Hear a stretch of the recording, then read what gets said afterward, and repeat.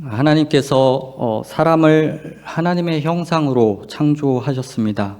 하나님의 형상으로 창조하셨다라는 것은 그 능력이나 지위가 그 하나님의 못지않은 대등한 자리에 앉았다라는 것이죠.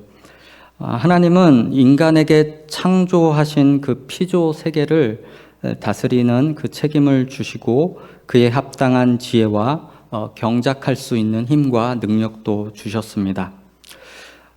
그리고 하나님이 사람을 지배하는 지배자가 아닌 믿음과 사랑의 관계라는 사실을 나타내주는 것이 생명 언약이었는데요. 창세기 2장 15절에서 16절에 이렇게 말씀하십니다. 동산 각종 나무의 열매는 내가 임의로 먹되 선악을 알게 하는 나무의 열매는 먹지 말라. 내가 먹는 날에는 반드시 죽으리라.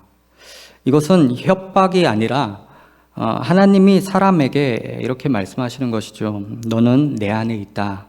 내 안에 있다는 건 생명 안에 있다는 것인데 거기에서 벗어나면은 죽게 된다라고 하시면서 그 생명과 죽음 사이에서 선택할 수 있는 자유를 열어두신 것입니다.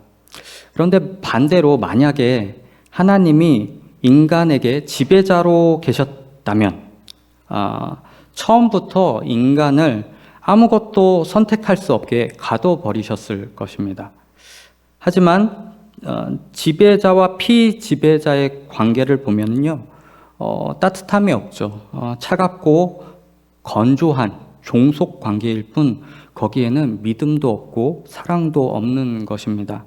그러나 하나님은 사람을 자신의 형상으로 만드사 하나님과 그 자유 안에서 믿음과 사랑을 나누는 깊은 관계가 되기를 바라셨다는 것이죠. 그것이 하나님의 목적이셨습니다. 진정한 자유란 하나님 안에 있을 때 그것을 누릴 수 있고 가능한 것입니다. 그 하나님 안에 있을 때 그곳에는 생명이 있고 화평이 있습니다. 이것을 우리는 때로는 왜곡된 생각으로 하나님이 인간을 자신 안에 가둬두시기 위한 어떤 한계가 아니었나라고 생각할 때도 있습니다. 그런데 이거는 왜곡된 생각이죠. 그러나 하나님 안에 있어야 생명이고 하나님 밖에 있으면 죽음이라는 것을 성경에서 가르쳐주고 있는 것입니다.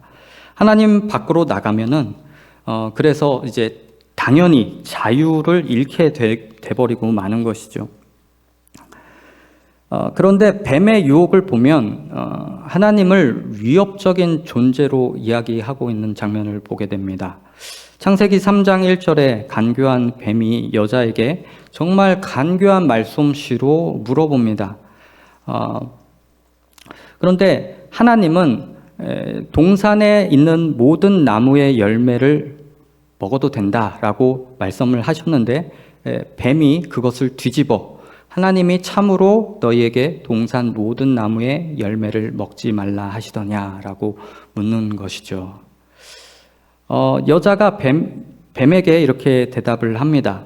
동산 나무의 열매를 우리가 먹을 수는 있지만 동산 중앙에 있는 나무의 열매는 하나님의 말씀에 너희는 먹지도 말고 만지지도 말라 너희가 죽을까 하노라. 하나님께서 말씀해 주신 그 먹지 말라, 먹으면 반드시 죽는다라는 내용을 여자가 대답하기를 먹지도 만지지도 말라 너희가 죽을까 하노라 라고 대답을 했습니다. 이 장면을 보면은 여자는 이 뱀의 간교한 말솜씨에 이미 첫 질문부터 분별력을 잃어버렸구나 하는 사실을 보여주고 있습니다. 이제 걸려든 것입니다. 뱀은 그 틈을 놓치지 않고 이렇게 이야기를 하죠. 너희가 결코 죽지 아니하리라. 너희가 그것을 먹는 날에는 너희 눈이 밝아져 하나님과 같이 되어 선악을 알 줄 하나님이 아심이니라. 너희가 하나님처럼 되어 선악을 분간하는 자유로운 존재가 될까봐 하나님이 두려워하셨던 게야. 이건 너희의 자유를 묶어놓기 위한 하나님의 계략이란다. 이렇게 된 것이죠. 결국엔 여자가 뱀의 이야기를 듣고 열매를 먹습니다. 그리고 그 열매를 가져다가 아담에게도 주어 아담도 먹습니다. 그들은 이제는 하나님께로부터 분리된 것을 선택하고 만 것이죠. 이미 자유 안에 있었던 그들이었는데 뱀이 속이는 바람에 생명의 약속이 깨져버리고 이제는 진정한 한계 속으로 들어갑니다. 죽음이라는 한계 속에 갇히고 만 것입니다. 자유와 생명의 자리에서 벗어나 죽음의 자리로 들어와 보니 어떤 증상들이 나타납니까? 오늘 본문 7절에서 눈이 밝아져서 자기들이 벗은 줄을 알았다라고 합니다. 이 말씀을 보면요, 우리는 때로는 이런 생각이 들 때도 있습니다. 아담과 하와는 자기네들이 벗은 몸으로 있다는 사실을 모르고 있었구나. 이제야 깨달은 거네? 라고 생각할지 모르겠습니다. 그런데 벗은 것을 알고 있느냐 몰랐느냐가 핵심이 아니라요, 이전에 없었던 게 생긴 겁니다. 이전에는 수치심이 없었거든요. 그런데 타락하고 나니 부끄러움과 수치심을 알게 되었다라는 것이죠. 이것이 핵심입니다. 또 수치심과 함께 무엇을 알게 되었습니까? 8절에서 그들이 그날 바람이 불 때 동산에 거니시는 여호와 하나님의 소리를 듣고 아담과 그의 아내가 여호와 하나님의 낯을 피하여 동산 나무 사이에 숨은지라. 하나님이 나타나시자 하나님의 낯을 피하여 숨었다라고 합니다. 하나님에 대한 두려움이 생긴 겁니다. 죄로 인한 결과, 인간은 수치심과 두려움을 알게 된 것이죠. 9절에서 10절에 여호와 하나님이 아담을 부르시며 그에게 이르시되 내가 어디 있느냐 이르되 내가 동산에서 하나님의 소리를 듣고 내가 벗었으므로 두려워하여 숨었나이다. 이제 하나님은 더 이상 믿음과 사랑의 대상이 아니라 두려움과 공포의 대상이 되고 맙니다. 그래서 믿음의 반대는요, 의심이 아니라 두려움입니다. 그리고 사랑의 반대는 미움이 아니라 공포입니다. 그래서 우리가 교회에서 웃지 않고 이렇게 인상을 쓰고 계시면 안 된다는 것이죠. 저도 인상을 써서 죄송합니다. 늘 이렇게 진지하고 심각하다 보니 그런 경향이 있는 것 같은데요. 다들 기대하는 교회 어떤 모습인가요? 사랑과 믿음이 충만한 교회 아닌가요? 우리 교회는 두려움과 공포가 있어 이상하지 않습니까? 두려움과 공포가 있는 교회. 이상합니다. 왜 인상을 그렇게 쓰게 될까요? 물론 이제 몸이 아프거나 뭔가 불편해서 이렇게 인상을 어쩔 수 없이 얼굴을 찡그리는 경우도 있겠지만, 우리가 인상을 쓰고 이렇게 얼굴이 굳어지고 하는 배경은 내가 다른 사람에게 쉽게 보이지 않을까, 우습게 보이지 않을까, 내가 저 사람만큼은 나를 안 건드렸으면 좋겠는데 저 사람이 나에게 안 다가왔으면 좋겠는데 하는 그런 두려움에 자신도 모르게 자기 방어를 하는 것일 수도 있습니다. 이 또한 우리가 교회 안에서 알게 모르게 두려움 때문에 뒤로 숨는 모습입니다.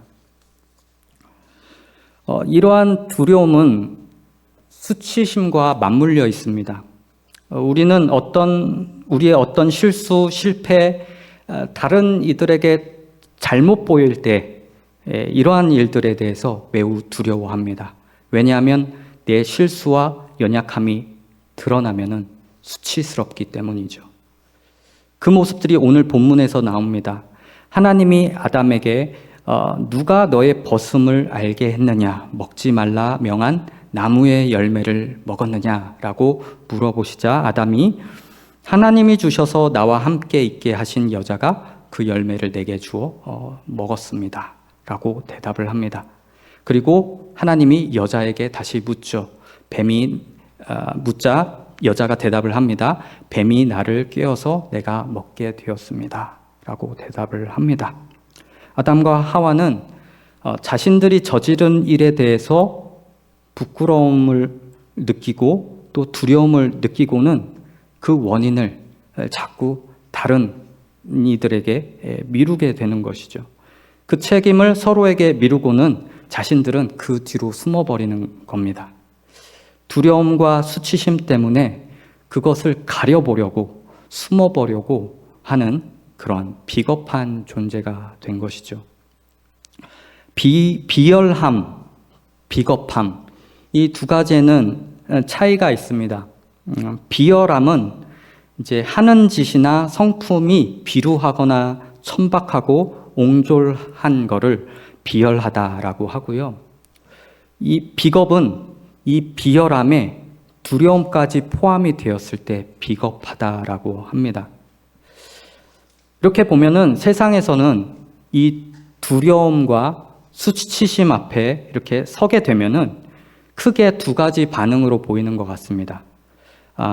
두려움과 수치심 앞에서 권력이 있으면요, 비열해지고요.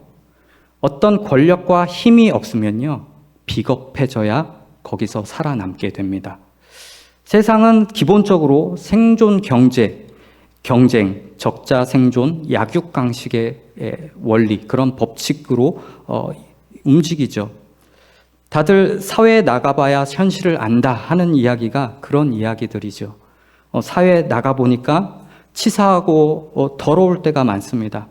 직장 생활을 당장이라도 때려치고 싶은데 가정을 지키기 위해서 먹고 살아야 하니까 어쩔 수 없이 버텨가는 것이죠. 그 버티는 것이 현실이어서 이런 말로 그냥 넘어가는 겁니다. 에이, 남의 돈 벌기가 어디 쉬운가 하면서 하루하루를 견뎌가는 것이죠.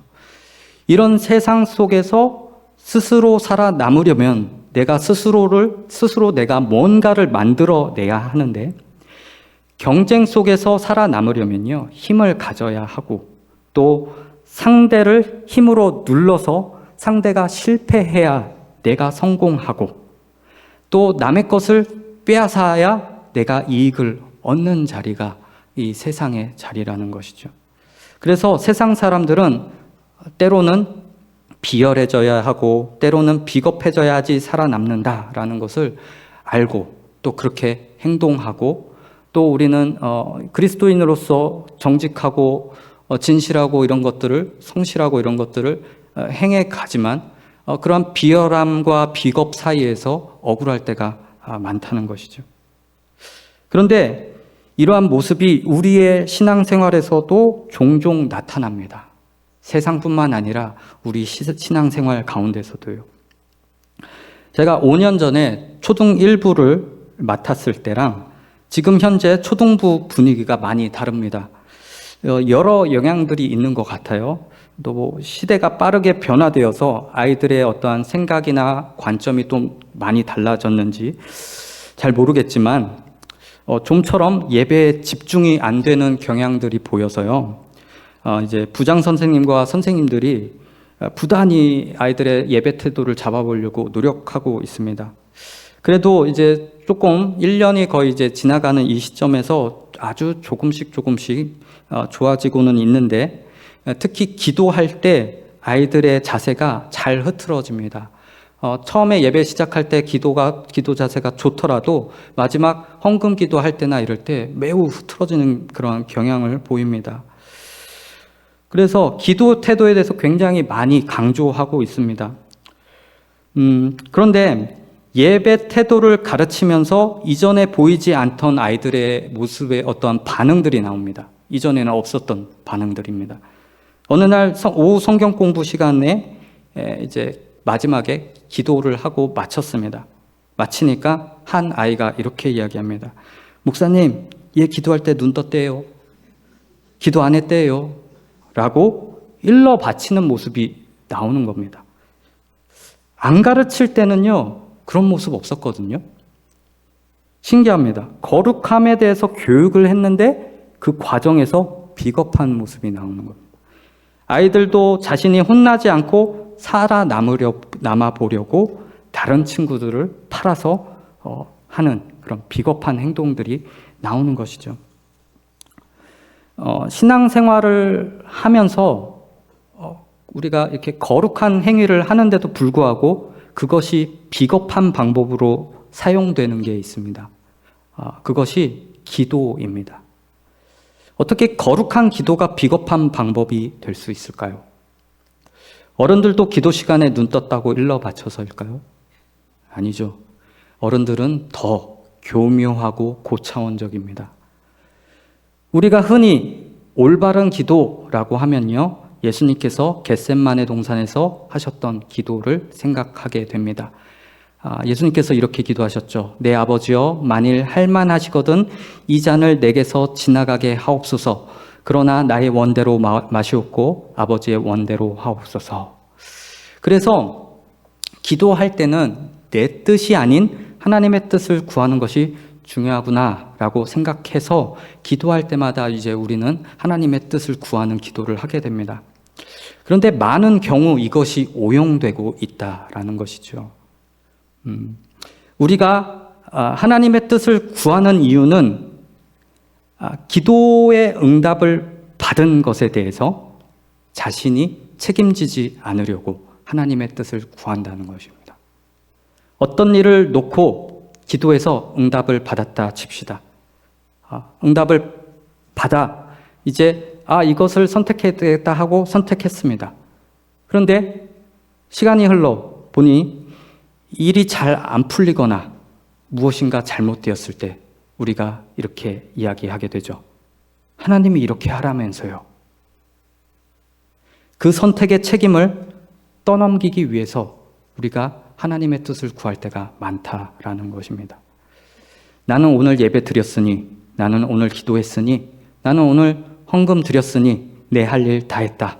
이제 나머지는 하나님께서 다 알아서 하실 거야 라고 하면서 하나님이 내게 주신 삶의 여러 선택과 그에 대한 신자로서의 책임을 모두 하나님께 떠넘기는 그런 신앙생활을 하고 있는지도 모릅니다. 인류가 타락한 이래로 우리는 누구나 연약함과 이 부족함 가운데 사로잡혀 있습니다. 그런데 우리 현실 속에서 때론 내 연약함과 부끄러움과 수치심이 드러나게 될까봐 두려움에 사로잡히곤 합니다. 아무런 힘도 없고 권력도 없고 비겁하게 굴 수도 없으면 어떻게 되나요? 자기 자신 스스로 자기 자신 뒤로 숨습니다. 어떻게 숨냐면요, 난 이런 거 잘 못해. 나는 부족해. 나는 연약해. 라는 말들 뒤로 숨습니다. 나는 원래 이런 사람이니까 라는 말로 그 상황을 정당화시키고요, 자기 자신 뒤로 숨어버립니다. 이것을 자책이라고 이야기하고 체념이라고 합니다. 스스로 도망가는 모습입니다. 어떤 목사님이 이런 말씀을 해주셨습니다. 목회를 하면서 자신의 부족함 때문에 자주 스스로 자책하며 체념하는 모습을 발견하고는 한 가지를 깨달았는데, 그게 뭐냐면 자책과 체념하는 것은 자신을 자신의 비열함에 내어주는 것이다 라는 걸 깨달았다고 합니다. 자책과 체념하는 건 자신을 자신의 그 비열함에 내어주는 것. 그래서 그것을 깨달으시고는 그 이후로 내 자신의 그 비열함에 내어주지 않겠노라 다짐을 하셨다고 합니다. 이 이야기를 듣고 저도 많은 고민을 했습니다. 지금도 고민하고 있습니다. 나도 저 연세가 되면 저런 실력을 가질 수 있을까 하고 말입니다. 세상에서는 어떤 권력이나 어떤 명예의 자리에서 잘못을 했거나 부족할 때 그 자리를 떠나는 것으로 책임을 지죠. 스스로 실력 없음을 인정하고 포기하는 것입니다. 이게 세상이 할 줄 아는 책임이고, 세상이 할 줄 아는 그 책임은 고작 포기이며 도망입니다. 그런데 진정한 책임이란 무엇일까요? 진정한 책임은 자신에게 맡겨진 역할을 다하는 것이죠. 실수를 했다면은 그것을 돌려야죠. 하나님이 직접 보여주셨습니다. 진정한 책임이란 이런 거야 하고 말이죠. 그것이 예수 그리스도의 십자가 사건이었다는 것이죠. 그리고 실력 없어서 비겁할 수밖에 없는 우리들, 그런 우리들을 다시 하나님의 자녀들로 불러내어 이렇게 말씀하십니다. 내가 너에게 맡긴 역할들을 다시 해보자 라고 하십니다. 그렇다면 우리 교회들이 가져야 할 책임이 무엇일까요? 시대가 변화하면서 기독교는 존중받았던 시대를 지나왔습니다. 지나오고 지금의 기독교의 모습을 보면요, 굉장히 세상에서 적대적인 그러한 반응을 이제 보일 때가 많죠. 기독교에 대해서 적대적인 인식이 세상 가운데 강해졌습니다. 우리는 누구나 욕 먹는 거 좋아하는 사람 없습니다. 누구나 욕 먹는 거 싫어합니다. 싫습니다. 그러나 예수님의 말씀처럼요, 세상이 예수를 미워하기 때문에 우리가 뭘 잘하든 못하든 간에 기독교가 욕을 먹는 것은 피할 수 없는 사실이라는 것이죠. 왜냐? 말씀에 나와 있으니까요. 어떤 성도께서 한 목사님께 이런 질문을 했습니다. 목사님, 제 지인이 너희 기독교인들은 왜 그렇게 독단적이고 고집이 세냐라고 하는데요. 이럴 땐 난감합니다. 뭐라고 대답해야 할까요? 라고 질문하자 그 목사님이 이렇게 말씀을 하십니다. 그냥 다른 말 필요 없습니다. 미안해, 잘해볼게 라고 하세요. 이게 무슨 의미인가요? 같이 욕을 먹으라는 거죠. 난 그래도 신앙생활 잘하고 있으니까 나는 정직하고 신실하고 세상에서 뭐 이렇게 타협하지도 않고 하니까 욕 안 먹으려고, 야, 그러니까 쟤네 교회랑 우리 교회랑은 달라 하며 비겁하게 나오지 말고 이 시대의 교회의 책임을 이 시대의 신자로서 같이 욕먹는 것으로 감당하라는 목사님의 말씀이셨습니다. 이것이 우리에게 주어진 현실을 감당하는 것이죠. 또 교회 안에는 여러 직분들이 있습니다. 저와 여러분들이 갖게 된 교회의 직분은 하나님께서 교회를 위해서 맡겨주신 귀한 직분들입니다. 그런데 때로는 내가 앉아있는 이 직분의 자리가 버거울 때가 있습니다. 어떤 자신의 역량이나 능력이 부족하다고 느껴질 때, 때론 그러한 자신의 부족함과 연약함이 드러나는 것 같아서 수치심과 두려움이 느껴질 때, 이럴 땐 정말 도망가고 싶습니다. 피하고 싶죠. 우리가 흔히 이야기하지 않습니까? 모임 가졌을 때 갑작스럽게 기도해 주세요 하면은 덜컹하지 않습니까? 머리가 하얘지고. 목사라고 잘할까요? 저도 그렇습니다. 말 버벅거릴까봐, 말 실수할까봐 두렵습니다. 도망가고 싶죠. 이 모임 괜히 왔나? 다음 주부터는 안 나와야지 합니다. 하지만 하나님이 우리에게 맡겨주신 직분 중에 어느 하나 중요하지 않는 자리가 없다는 것이죠. 예수님의 몸을 생각해 보십시오. 만약 어느 한 지체라도 빠진다면 그게 온전한 몸이 될 수 있겠습니까? 절대 아닙니다. 새끼손가락, 새끼발가락, 작은 부분, 그거 하나 빠지면요, 온전한 몸 아닙니다. 한 몸을 이루려면요, 어느 하나라도 빠짐이 없어야 합니다. 그래서 모든 성도 여러분들이 현재 맡은 역할들이 굉장히 매우 중요하다는 사실입니다. 그래도 만약 당장 나에게 도망갈 실력밖에 없다면 어떻게 해야 할까요? 나는 이제 너무 지쳤는데요, 못하겠는데요. 실력이 없어 도망칠 수밖에 없었던 인물들이 여러 성경에서 나옵니다. 야곱이 있고요, 모세도 있습니다. 오늘 담임 목사님께서 전해주셨던 모세 이야기 한 번 더 생각해 볼까요? 그가 처음에 왕자 자리에 있을 때는 얼마나 의욕이 앞섰습니까? 자신의 민족을 위해서 무엇인가 해보려고 했고 애굽 사람까지 쳐 죽이고 맙니다. 그러나 자신의 그 민족 히브리인들에게 돌아온 것은요, 비난의 목소리뿐이었고요. 결국 그 일이 탄로 나는 바람에 모세는 미디안 광야로 도망가고 맙니다. 40년이 지나 하나님이 다시 모세를 부르십니다. 모세는 하나님의 그 부르심 앞에서 여러 핑계를 계속 댑니다. 숨으려고 하는 것이죠, 계속.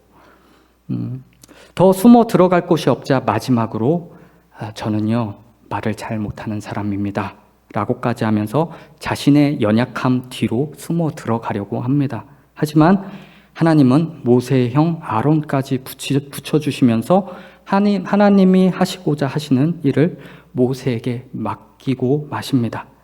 오늘 목사님께서도 전해주셨던 내용처럼 하나님은요, 포기하지 않는 하나님이시라는 겁니다. 하나님은 우리의 어떤 부족함과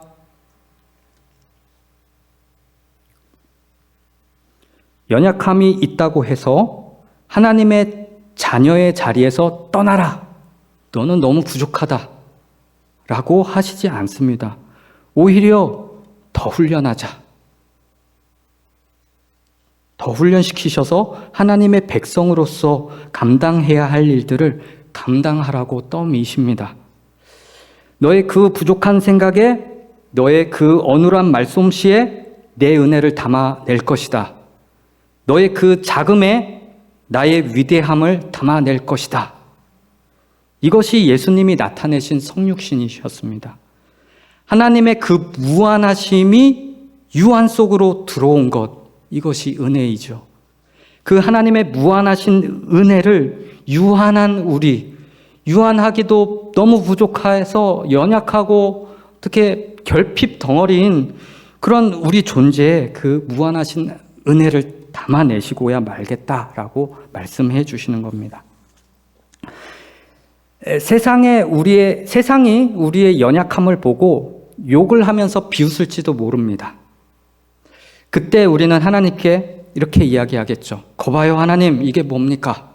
라고 따질지도 모릅니다. 하지만 하나님은 우리에게 나는 너희를 우습게 창조하지 않았다. 너희는 내 아들과도 맞바꾼 그런 존재다 라고 하십니다. 그 말씀이 여기에 나옵니다. 요한복음 1장 12절부터 13절에 영접하는 자, 곧 그 이름을 믿는 자들에게는 하나님의 자녀가 되는 권세를 주셨으니 이는 혈통으로나 육정으로나 사람의 뜻으로 나지 아니하고 오직 하나님께로부터 난 자들이니라. 아멘. 하나님의 자녀가 된 이 권세를 주셨다는 것은 어떤 의미일까요? 사람에게서 난 것이 아닌 하나님께로부터 난 자들. 하나님이 우리에게 이렇게 말씀하는 겁니다. 너희가 너희의 인생을 살아갈 때 어떤 근거로 살아가야 하는 줄 아느냐? 너희는 너희가 가지고 있는 자신의 어떤 능력의 충분함이나 능력의 부족함의 근거를 두고 난 자격이 있다, 난 자격이 없다를 이야기하는 자기 자신을 근거로 살아가는 자들이 아니라 하나님이 부르셨다라는 이 한 가지 사실을 근거로 살아가는 자들이다. 그러니 오늘 너희의 인생에서 벌벌 떨어도 좋다. 오늘 그 자리에 서라. 내가 너를 그 자리에 불러 세웠노라. 라고 말씀을 하시는 겁니다. 하나님은 이미 우리의 비겁함을 아시고 그 두려움과 수치를 그 아들의 피로 덮어주셨습니다. 하나님이 예수 그리스도를 통하여 우리에게 그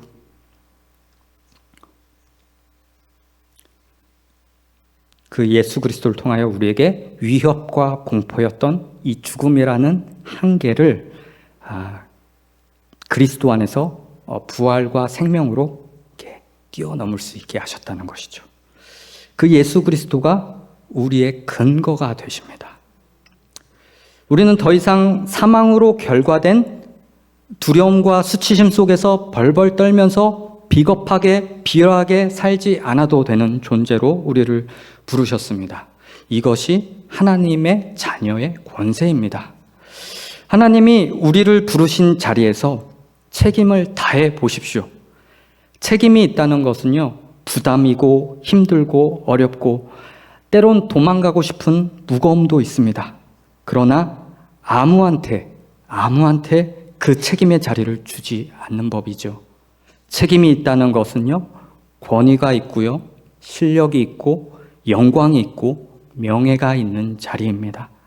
그 자리가 바로 하나님이 저와 여러분들을 앉히신 하나님의 자녀가 된 그 권세의 자리라는 사실을 기억하셔서 하나님이 우리에게 주신 이 현실과 모든 삶의 여정 가운데 날로 담대하게 감당해내시는 저와 여러분들의 삶이 되기를 소망합니다. 기도하겠습니다.